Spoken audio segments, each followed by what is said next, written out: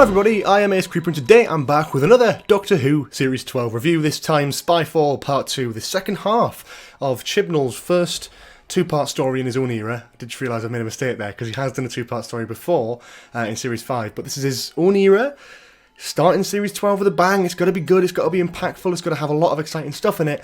So this is the second part. Let's talk about it, let's see what I thought. Wow.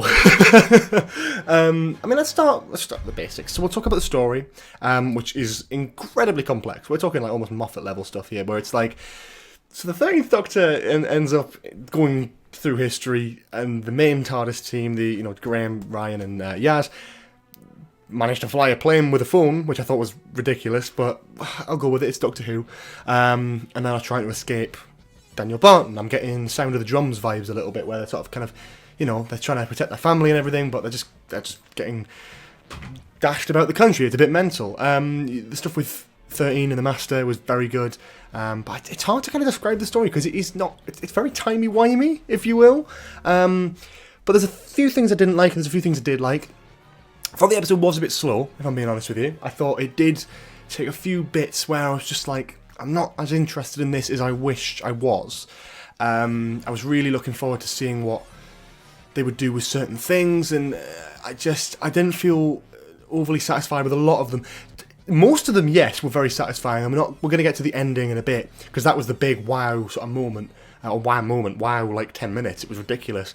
I think the big disappointment for me was the Master's TARDIS, because I was quite looking forward to seeing that, and working out that the hut isn't actually the exterior, it's actually the interior as well, so it literally is a TARDIS hut. I mean, it's like Classic Who, really. It's like a Classic Who level thing, but even Classic Who gave the Master a proper TARDIS. Like, it just felt a little bit, it's a shame. It's a shame. It's like, it's just a hut with a console in it. It basically, it's a bit basic, so I wasn't really too pleased with that. I was a bit disappointed with that, but everything else was pretty decent. I like the historical figure stuff. I really do like that. The bouncing between different time zones and stuff was great.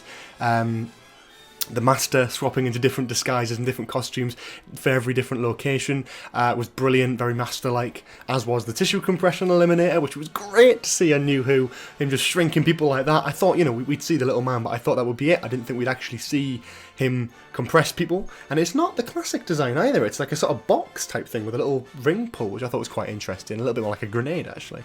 I thought there was a lot of interesting stuff, but we'll get to that. We'll talk about characters first. I thought Jodie Whittaker as the Doctor in this episode was brilliant. Again, probably her best performance in Doctor Who. She was brilliant. Really good, really solid stuff, especially towards the end when she's looking at Gallifrey. That was just incredible. That feels weird to say, but that is genuinely incredible. I think she did a really good job portraying the character this time. A lot of big, impactful moments for this Doctor. Kind of impressed me, actually. The comedic stuff's been toned down because she's actually having to deal with a lot of things at once, and that's actually quite entertaining to watch Jodie Whittaker actually just smash it as the Doctor, which is just brilliant. I'm really, really happy with, really satisfied with. Sacha Dhawan as the Master was phenomenal. Probably one of my favourites already. I know that sounds stupid, but he's been in 2 episodes now, and I think we really get a feel for his personality here. We thought it would be a bit more John Sim from what we saw at the end of the last episode, but this time a lot more sort of studious, a little bit less crazy than Johnson, which is actually quite refreshing to have a Master that I think he felt a little bit more Delgado-esque. Not that he didn't have the presence of Delgado, but like he sort of gave me a few Delgado-y vibes, which I thought was quite interesting. I love the tissue compression eliminator, as I've already talked about. I also really appreciated the nod back to the Beat of 4. I thought that scene was just incredible, the way the music used it, but also it was a suspense building it up, the Doctor continuing that pattern and the Master picking up on it.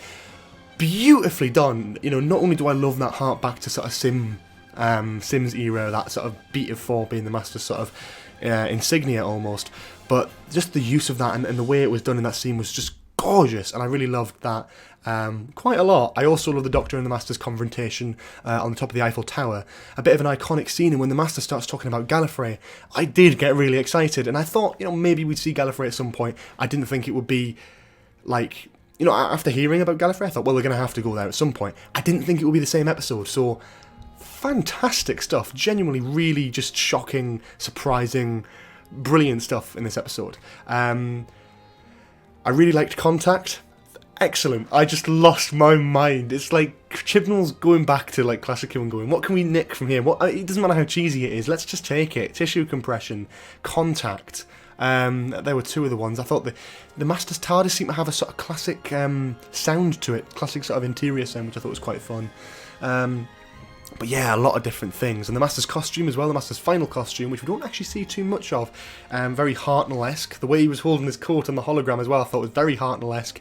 As well as the trousers, which were like the sort of checkered pattern. Brilliant stuff. I think Sacha Dhawan as the Master was genuinely incredible for most of this episode. I really enjoy his performance.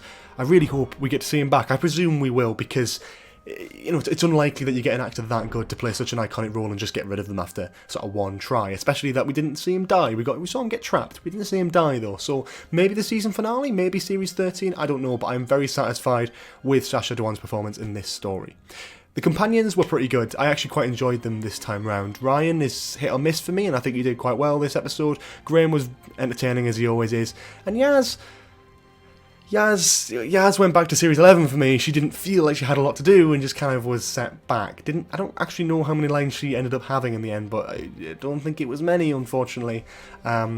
Yeah, but that's just how it is, unfortunately. Sometimes different companions will get more screen time than others. It's just a shame after, sort of 10, 11 episodes of it being very Ryan and Graham focused that we finally get Spyfall Part 1, which gives us a bit more Yaz, and then it goes the other way. But we'll see throughout the rest of the series where that goes and whether that'll expand and continue or whatever, along those lines. There's loads of other characters in this episode. We're not going to talk about all of them, but basically most of the cast were pulling their weight. There was no one who felt out of place.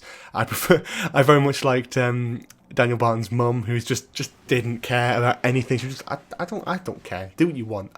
I'm here. I don't care about you. It was brilliant. It was a lot of fun. I like the fact that it was sort of world threatening a little bit. I like the fact that it didn't turn out to be the Cybermen or something phasing into the universe. I thought that was a bit stupid. I thought that would have been stupid if they'd done that, but they didn't, so thank God for that. Talking about other bits that I liked, let's talk about the ending. I think that's what people really want to know about, because the story overall was good. It was a bit slower than Spyfall Part 1, and I didn't really enjoy the overall story as much, or the dynamic, but basically everything with the Doctor and the Master was brilliantly done, and I love it to bits. And obviously the last 10 minutes was also fantastic and really sets up a great arc for the series. So, let's talk about it. Gallifrey. The Doctor went back to Gallifrey at the end of episode 2. The CGI budget, incredible, by the way. Seeing the TARDIS spin out of the time vortex, a great representation to show that it's outside the universe a little bit, so very, very interesting to see that. But I also just really like what they did with Gallifrey itself. It actually looked, the Master said, oh, well, it had been destroyed, and it actually looked like that, but it also looked great. It would be great to see Gallifrey totally fixed and totally brand new, and I feel like we're going to be exploring some of the Doctor's past in this series, which is really, really exciting. I also like what Chibnall's done. I don't care if you're going to go after me for this, but I really didn't like what Moffat did with Gallifrey. Yes, he brought it back, but it didn't really have any use to bring it back. It just brought it back and went, there you go. There you go. So I'm quite happy for it to go back to the whole Russell T Davies era days of the Gallifrey is destroyed and the Master and the Doctor are the last two Time Lords. However, it leaves it open because it's not like the Time War, because it's not like the planet was destroyed in this version.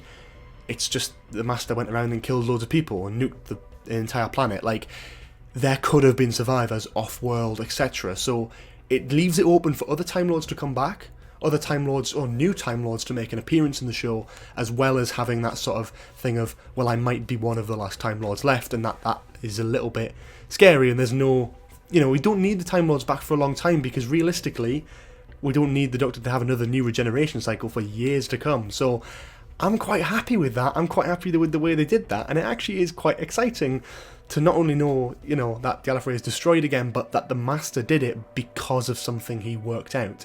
Something about the founding fathers of Gallifrey? Omega? Rassilon, maybe? I don't know, but this series, oh my god, it's going in a very interesting direction.